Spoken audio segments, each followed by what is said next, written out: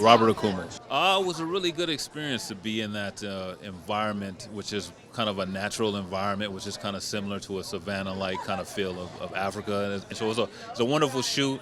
I got to work with tremendous actors who are just very creative and very giving and very solid people who I still talk to this day. So it was a wonderful experience, wonderful experience.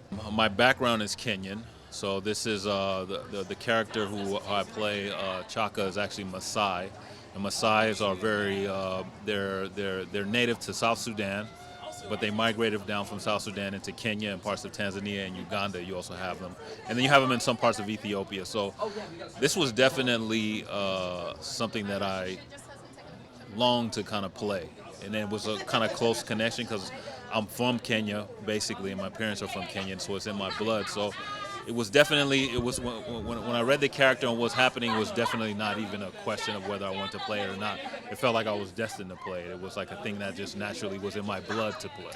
Just the nuance of what it was like in 1914, where it's like we're saying, we're looking at history as far as that. Where you look at American slavery or the transatlantic slave trade, you have a lot of stories about that, which is great. But then you also have other things that were going on during the time with this colonization of Africa and that kind of a point of a thing.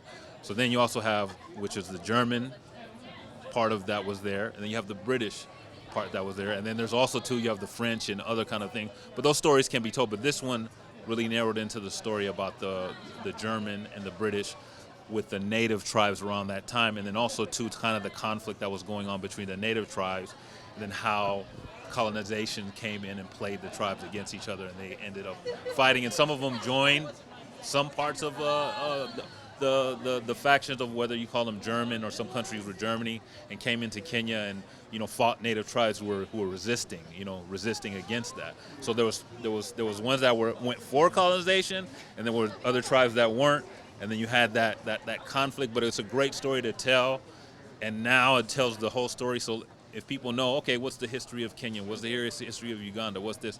They kind of have a little bit of an idea where probably before they wouldn't have any idea about it at all. So that's a great thing that this story does. It can push culture forward in a great way historically, let people learn, and then also too entertaining. It's not just all that. It's an entertaining story. It's a very heartfelt story, and there's a lot of trials and tribulation, but it's a very heartfelt kind of story though too. And there's love in there too as well. So it has everything. It does everything. So that's what I think is wonderful about this film.